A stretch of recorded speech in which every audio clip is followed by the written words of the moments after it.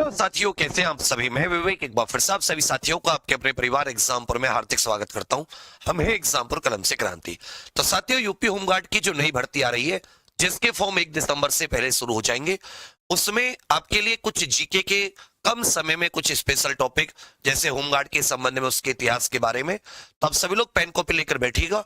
इसमें आपको बहुत फायदा मिलेगा। कम समय में बहुत अच्छे से आपको ये सारी चीजें करा दूंगा। जैसे पहला क्वेश्चन है, और ये मैं क्वेश्चंस के द्वारा कराऊंगा कि उत्तर प्रदेश में होमगार्ड की स्थापना किस अधिनियम के द्वारा हुई है। याद रखिएगा, उत्तर प्रदेश में जो होमगार्ड की स्थापना हुई है वो 6 दिसंबर 1962 को हुई है। उत्तर प्रदेश में होमगार्ड की स्थापना 6 दिसंबर 1962 को, 6 दिसंबर को इसका स्थापना दिवस मनाया जाता है। और इसका जो संचालन किया जाता है वो उत्तर प्रदेश होमगार्ड अधिनियम 1963 के द्वारा, जिसे 1972 में संशोधित किया गया है। इसे 1972 में इसमें संशोधन भी हुआ है, लेकिन जिस अधिनियम के द्वारा होमगार्ड जो स्वयं सेवक है, उस होमगार्ड बल का जो संचालन किया जाता है, उसका नाम है उत्तर प्रदेश होमगार्ड एक्ट 1963। ठीक है भैया। प्रश्न संख्या 2 पर आ जाते हैं। उत्तर प्रदेश होमगार्ड दिवस कब मनाया जाता है? क्योंकि उत्तर प्रदेश होमगार्ड की स्थापना 6 दिसंबर 1962 को हुई थी, तो अच्छे से याद रखिएगा, उत्तर प्रदेश होमगार्ड दिवस भी कब मनाया जाता है? 6 दिसंबर को ही उत्तर प्रदेश होमगार्ड दिवस मनाया जाता है। प्रश्न संख्या 3 कि उत्तर प्रदेश होमगार्ड बल के मुखिया को क्या कहते हैं? जो चीफ होते या जो उत्तर प्रदेश संपूर्ण होमगार्ड के मुखिया होते, हेड होते, उन्हें क्या कहते हैं? तो देखिए, इसमें एक पुलिस महानिदेशक पद के अधिकारी होते हैं। महानिदेशक मतलब जो डायरेक्टर जनरल होते हैं, महानिदेशक अथवा डायरेक्टर जनरल के पुलिस अधिकारी होती है, पुलिस अधिकारी होते हैं आईपीएस वर्ग से। तो भारतीय पुलिस सेवा के एक उत्तर प्रदेश के महानिदेशक स्तर के जो अधिकारी होते हैं, वो इसके मुखिया होते हैं, जिन्हें कमांडेंट जनरल कहा जाता है। इन्हें क्या कहा जाता है? Commandant general. तो अच्छे से याद रखिएगा, वर्तमान में मनमोहन कुमार बशाल करके एक व्यक्ति है, वर्तमान में मनमोहन कुमार बशाल, मनमोहन कुमार बशाल, ये वेबसाइट से बता रहा हूं, सब कुछ होमगार्ड की वेबसाइट, सरकारी वेबसाइट से। तो मनमोहन कुमार बशाल जो हैं, वो उत्तर प्रदेश होमगार्ड के मुखिया हैं। कमांडेंट जनरल का पद होता है। ये किस स्तर के अधिकारी होते हैं? डायरेक्टर जनरल, महानिदेशक स्तर के अधिकारी होते हैं। तीसरे का भी कह रखा, उत्तर प्रदेश में होमगार्ड के कितने पद स्वीकृत है? तो वर्तमान में उत्तर प्रदेश के केंद्र सरकार की तरफ से जो उत्तर प्रदेश को होमगार्ड के एक प्रकार से कह सकते हो पद स्वीकृत है, उनकी संख्या 1,18,348 है। कितने भैया? 1,18,348 इतने उत्तर प्रदेश होमगार्ड के पद स्वीकृत है। पूछा है, उत्तर प्रदेश में होमगार्ड की कितनी कंपनी कार्यरत है? तो 766 तो 785 तो हो जाती है इसमें ग्रामीण कंपनी। ग्रामीण क्षेत्रों की कितनी कंपनी है? तो ग्रामीण में हो जाती है 785, और शहरी क्षेत्रों में इसमें हो जाती है 366 कंपनी। कुल मिलाकर आप देखोगे इसको, तो ये 1151 कंपनी वर्तमान में उत्तर प्रदेश में कार्यरत है। एक कंपनी में अच्छे से याद रखिएगा, जो होमगार्ड की कंपनी होती है उसमें कुल 100 कर्मचारी होते हैं, जिसमें एक तो भैया कंपनी कमांडर हो गए, ये ट्रिपल स्टार इंस्पेक्टर लेवल के होते हैं। एक सहायक कंपनी कमांडर हो गए, एक हो गए भैया सहायक कंपनी कमांडर, ठीक है। 3 हो गए एसआई लेवल के प्लाटून कमांडर, जिनको कहते हैं 2 स्टार। 3 प्लाटून कमांडर, तो कितने हो गए? 5, और 95 हो गए होमगार्ड। कुल मिलाके इन सबको मिलाके क्या बन जाती है? एक कंपनी बन जाती है 100 लोगों की। तो 1151 के करीब कंपनी उत्तर प्रदेश में कार्यरत है। वर्तमान में उत्तर प्रदेश के होमगार्ड मंत्री कौन है?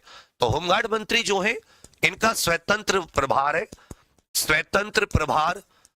अच्छे से याद रखेगा, वर्तमान में उत्तर प्रदेश के होमगार्ड मंत्री धर्मवीर प्रजापति जी है। कौन है भैया? धर्मवीर प्रजापति जी, ये उत्तर प्रदेश के होमगार्ड मंत्री है।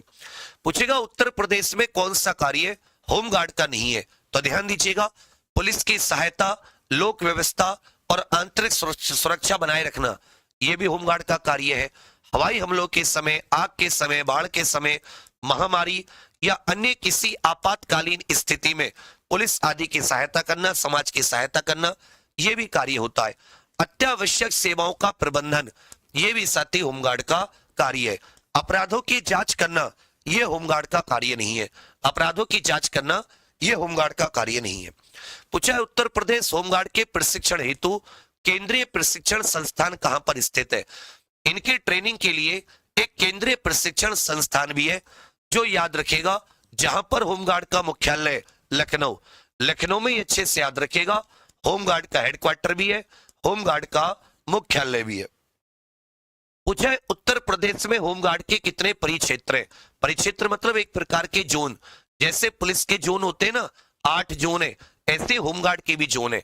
तो एक तो हो जाता है भैया पूर्वी परिक्षेत्र, जिसका हेडक्वार्टर प्रयागराज है। एक हो जाता है पश्चिमी परिक्षेत्र, जो पश्चिमी परिक्षेत्र है इसका हेडक्वार्टर आगरा है।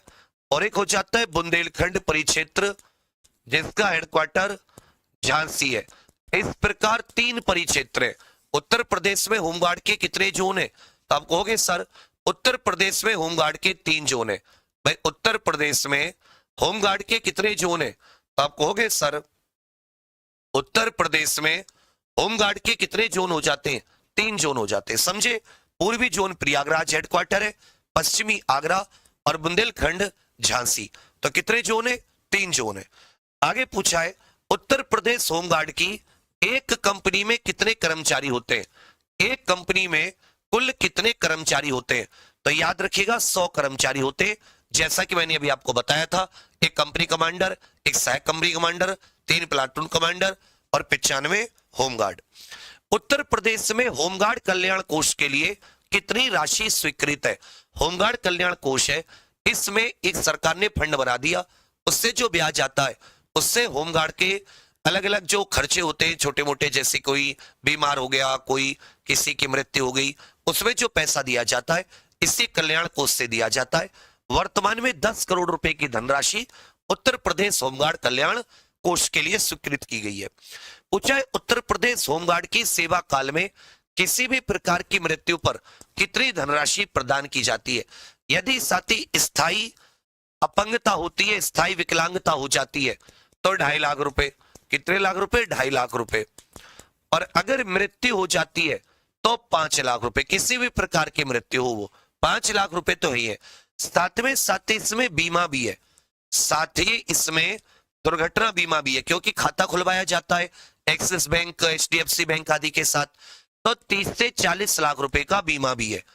30 से 40 लाख का बीमा। इसलिए मैं आपसे कहता हूं ये सरकारी नौकरी है, स्थायी नौकरी है, और सरकार ने कल्याण के लिए सारी व्यवस्था की हुई है। मुझे बताओ कौन सी 10वीं पास प्राइवेट नौकरी है जिसमें इंसान मर जाए, मृत्यु हो जाए तो 30-40 लाख रुपए। और हाँ, जो आश्रित होते हैं उनको नौकरी भी मिलेगी।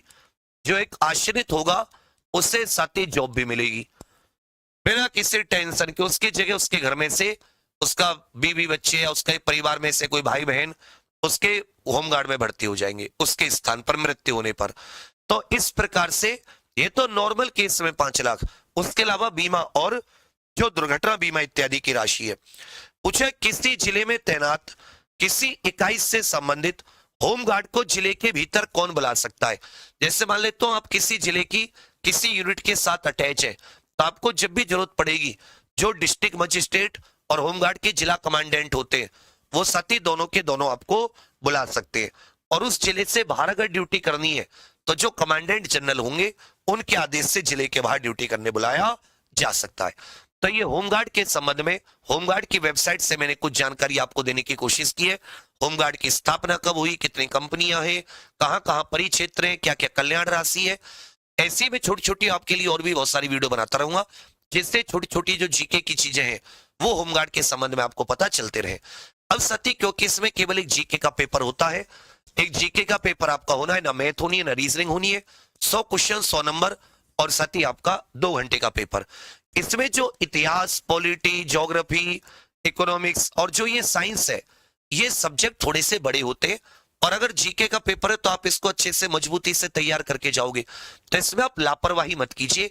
इसमें आपको कोई इतना ज्यादा पढ़ने के लिए, अगर आप बिल्कुल सीक्वेंस से पढ़ना चाहते हैं तो आपको कोई उतना पैसे खर्च करने की जरूरत नहीं है।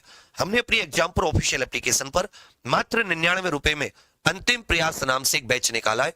जिसमें ये थ्योरी बैच है कंप्लीट, 6-7 घंटे की डेली लाइव क्लास होंगी। और सबसे अच्छी बात क्या है इसमें, हमने आपको जो नोट्स अपलोड कराए वो फ्लो चार्ट में, स्टडी मटेरियल इत्यादि इसमें सब कुछ है फ्लो चार्ट में। तो जो बड़े बड़े सब्जेक्ट हैं उन्हें आप अभी से, जैसे आप इसे एग्जाम पर ऑफिशियल एप्लीकेशन इंस्टॉल करोगे, उसको ओपन करके पेड कोर्स में जाकर आप अंतिम प्रयास बैच पर क्लिक करके, बाय नाउ पर क्लिक करके आप इसे 99 रुपए का ऑनलाइन पेमेंट कर देना। इससे ज्यादा कि आप किताबें लेते जिनको आप पूरा नहीं पढ़ते या पैसे बर्बाद करते। लेकिन जब आप इस चीज को पढ़ोगे तो आपको एहसास होगा कि विवेक भैया ने हमें बहुत ही बढ़िया चीज दी है, मटेरियल बहुत अच्छा है, क्लास बहुत अच्छी है, टीचर बहुत अच्छे है। तो आप सभी को इसका बहुत ज्यादा फायदा होगा। अब सभी साथी एग्जाम पर ऑफिशियल एप्लीकेशन पर जाकर तुरंत के तुरंत अंतिम प्रयास बैच से जुड़ जाइए यूपी होमगार्ड के लिए।